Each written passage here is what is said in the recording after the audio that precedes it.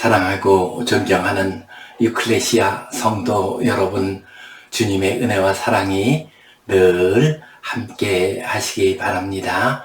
데살로니가전서 5장 16절 18절 말씀, 항상 기뻐하라, 쉬지 말고 기도하라, 범사에 감사하라. 이것이 그리스도 예수 안에서 너희를 향하신 하나님의 뜻이니라. 이 말씀 기억하면서 어지럽고 혼란한 세상이라 할지라도 항상 기뻐하면서 행복을 누리면서 기도하면서 감사하면서 살아가시기를 간절히 바랍니다. 우리 함께 사도신경 고백하심으로 유클레시아 예배 시작하겠습니다. 나는 전능하신 아버지 하나님 천지의 창조주를 믿습니다. 나는 그의 유일하신 아들 우리 주 예수 그리스도를 믿습니다. 그는 성령으로 잉태되어 동정녀 마리아에게서 나시고 본디오 빌라도에게 고난을 받아 십자가에 못 박혀 죽으시고 장사된 지 사흘 만에 죽은 자 가운데서 다시 살아나셨으며 하늘에 오르시어 전능하신 아버지 하나님 우편에 앉아 계시다가 거기로부터 살아있는 자와 죽은 자를 심판하러 오십니다. 나는 성령을 믿으며 거룩한 공교회와 성도의 교제와 죄를 용서받는 것과 몸의 부활과 영생을 믿습니다. 아멘. 우리 함께 찬송 285장 드리겠습니다.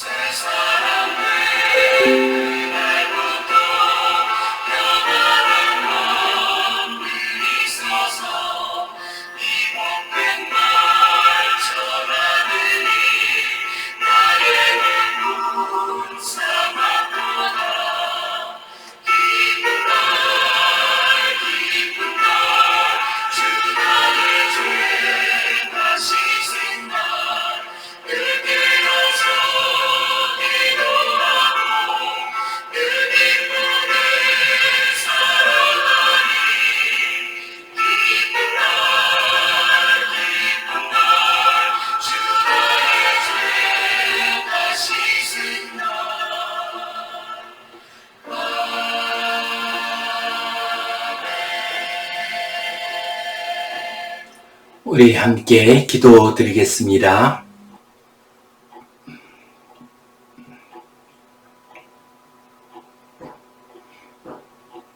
하나님 아버지, 은혜에 감사합니다. 오늘도 저희에게 복된 날 허락해 주시고 주님 앞에 나와 예배하게 하시니 감사합니다. 우리의 예배를 받아 주시옵소서. 영과 진리로 드리는 저희의 예배가 하나님의 영광을 나타내는 복된 예배 되게 하여 주시옵소서.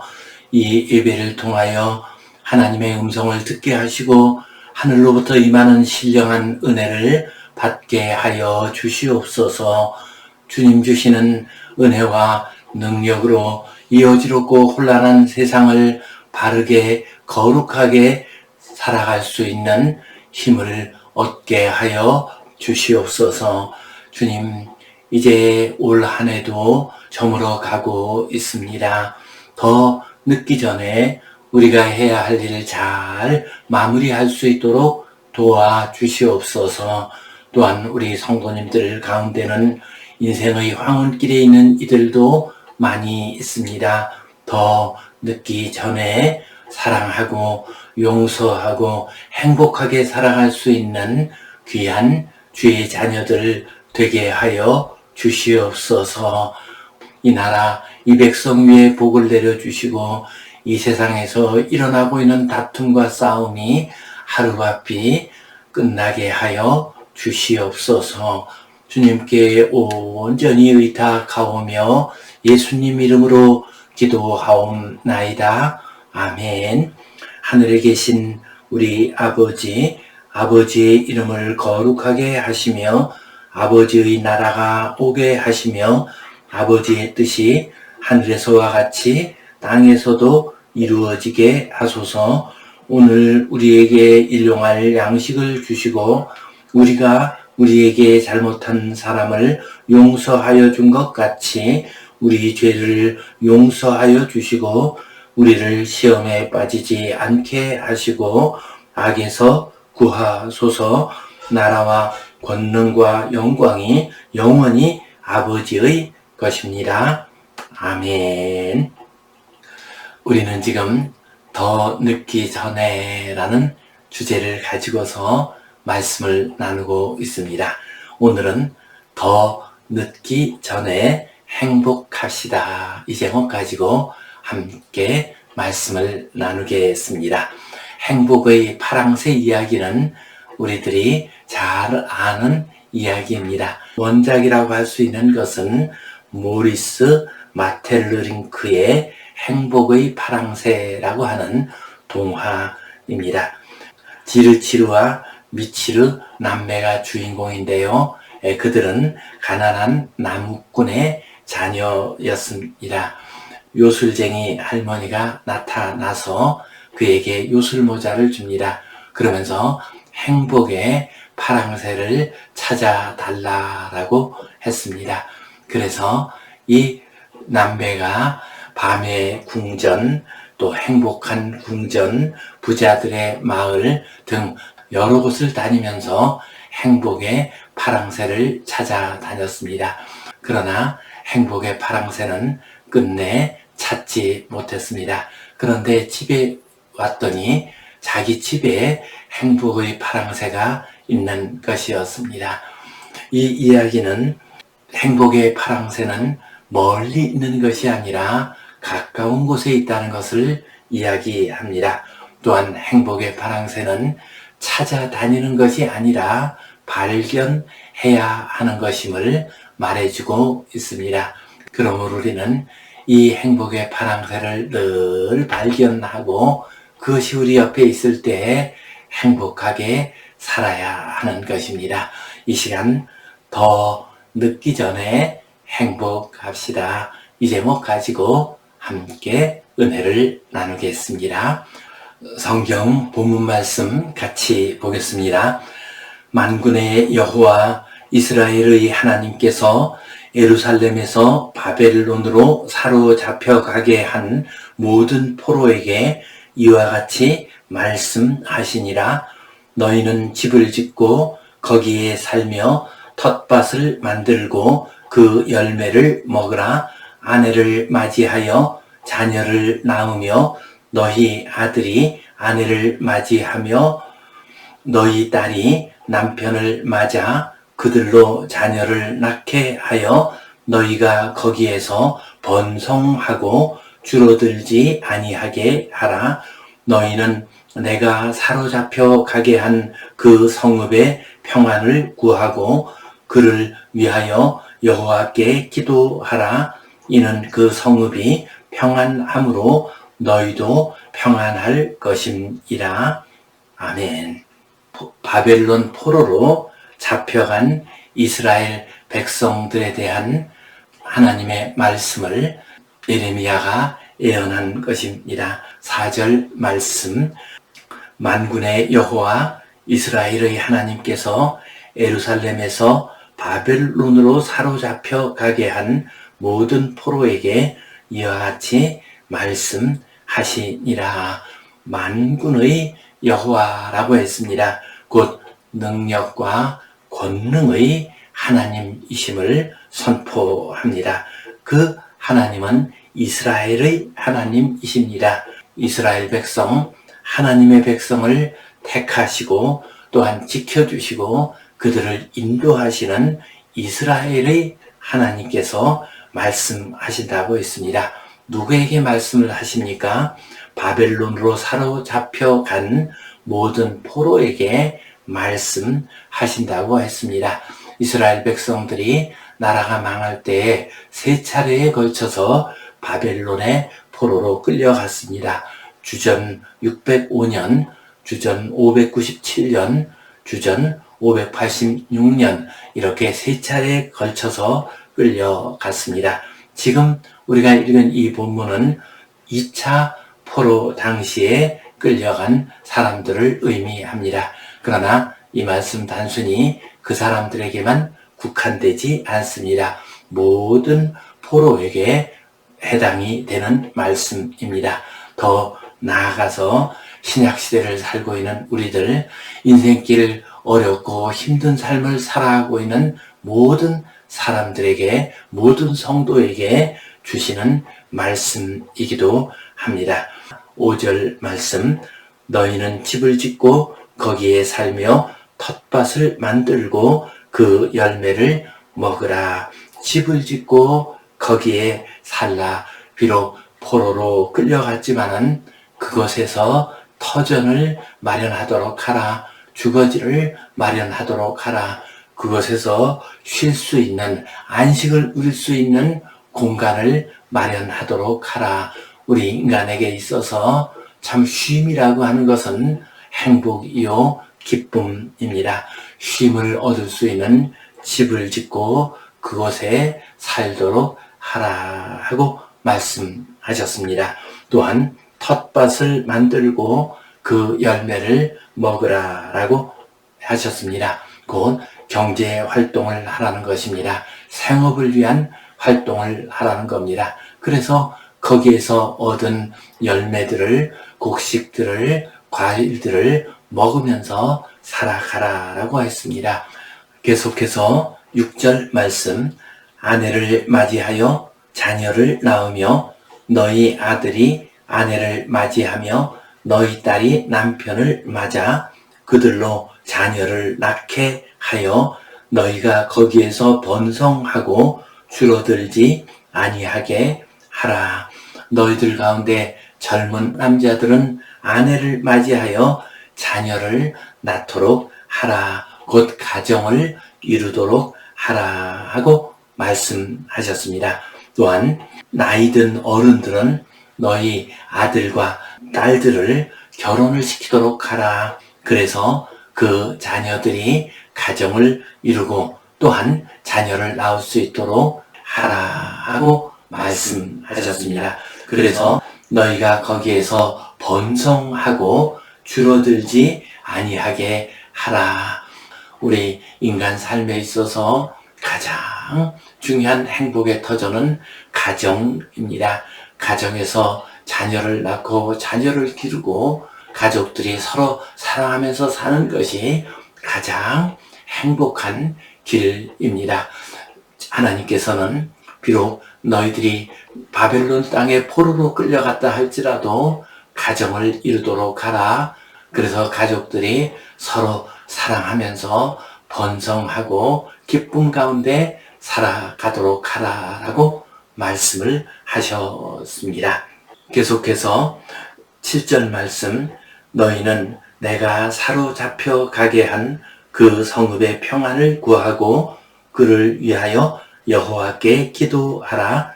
이는 그 성읍이 평안함으로 너희도 평안할 것임이라. 너희가 사로잡혀 가게 된 그 땅, 바벨론 땅, 이방 땅, 불행의 땅이지만 그 땅의 성읍의 평안을 구하도록 하라라고 말씀하셨습니다. 그들의 평안을 구하고 그들을 위하여 기도하라라고 말씀하셨습니다. 이것은 그 지역의 공동체 안에서 행복을 누리라는 말씀입니다.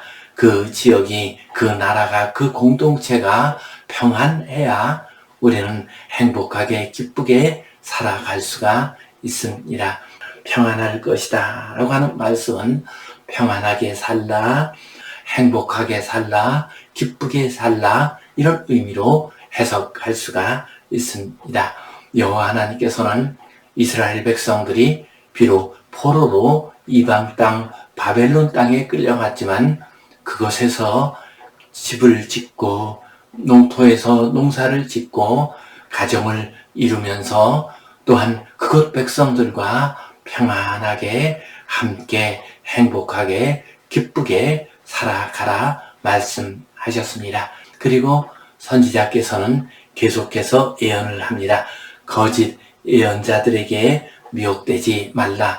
70년의 세월이 차면 돌아올 것이다 하고 말씀하십니다. 그러면서 너희는 어디에 있든지 간에 내게 부르짖고 내게 기도하라 라고 말씀하셨습니다. 그러면 여호와 하나님께서 내가 너희를 만나겠고 나중에는 고향 땅으로 돌아올 수 있도록 해 주실 것이다 라고 말씀하셨습니다.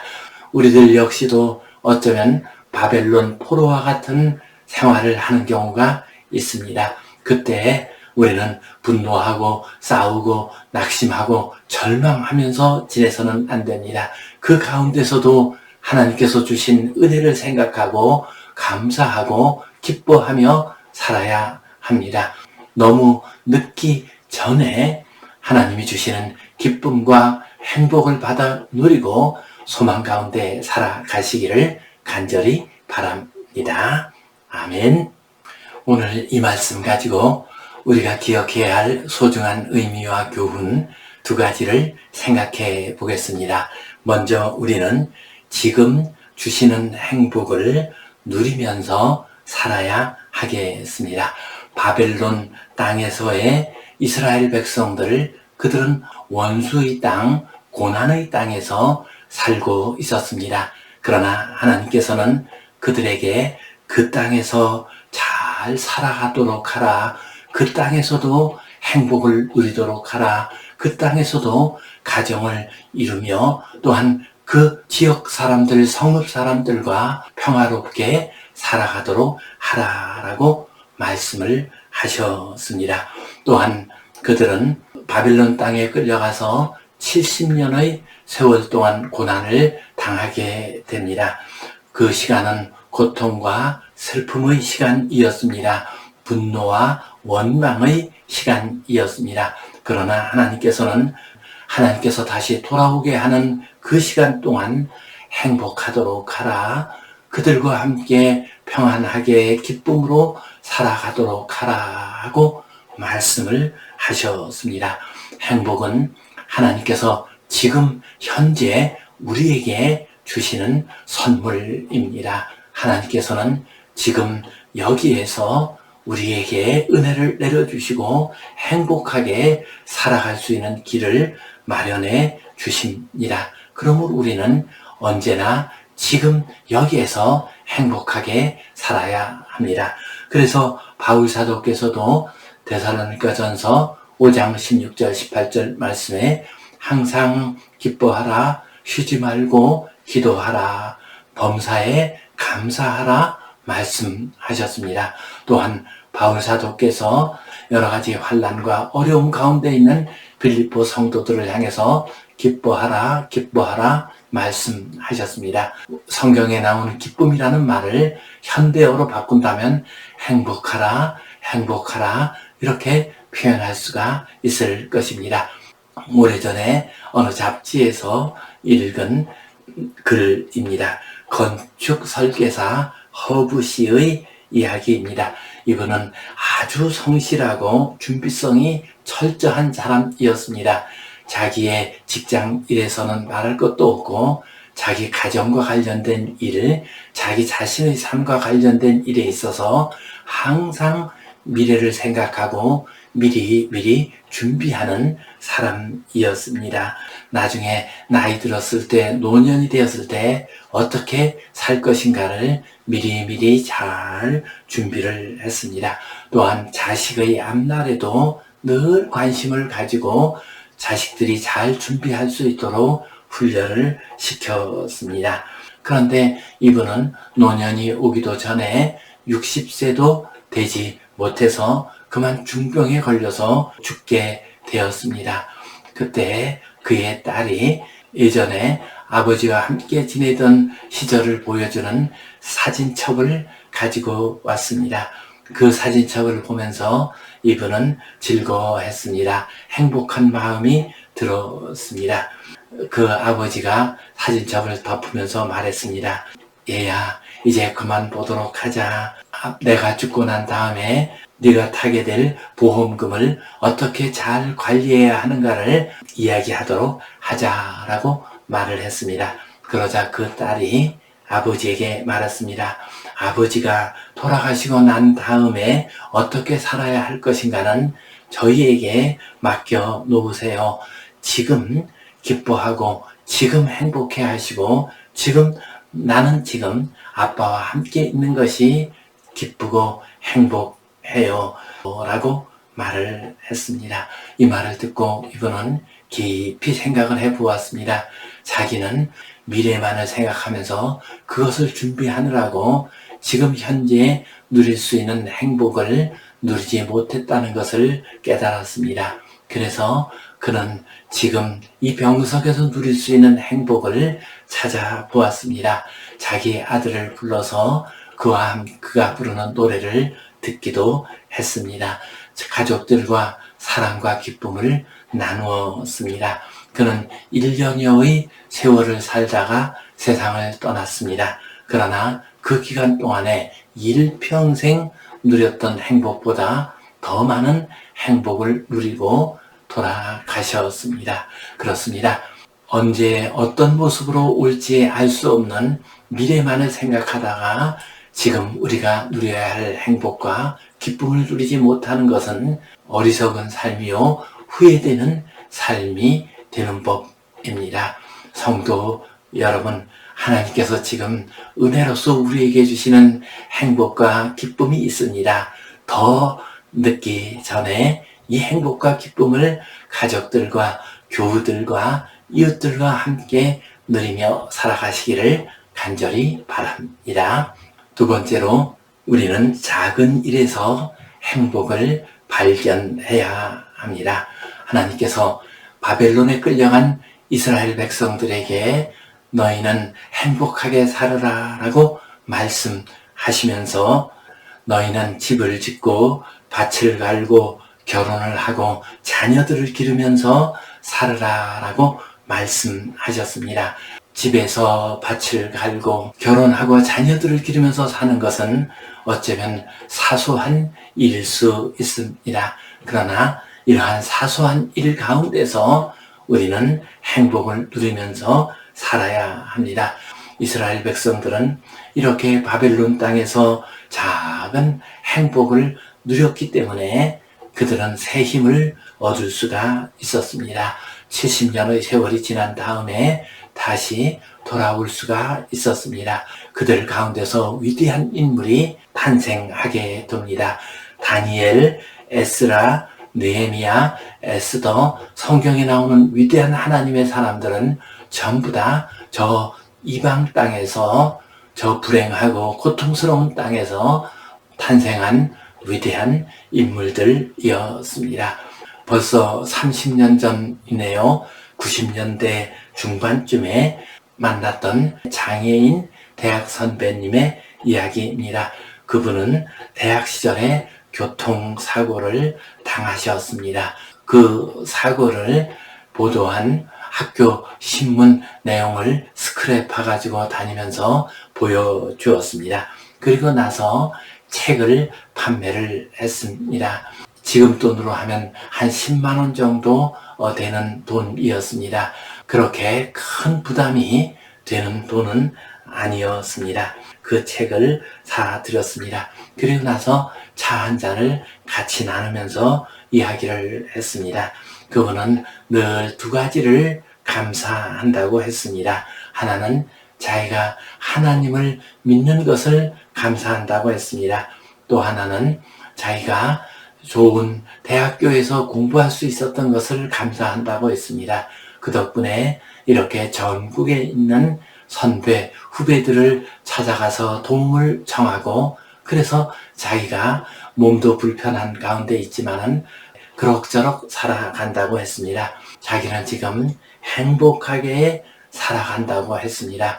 비록 이 세상의 삶 가운데 자기가 뛰어들어서 뭔가를 하지는 못하고 있지만은, 그러나 이 세상이 변해가는 모습을 보면서, 우리나라가 성장하는 모습을 보면서 그렇게 행복하다고 했습니다. 특히 88 올림픽을 할 때 그렇게 기쁘고 행복했다고 말을 했습니다.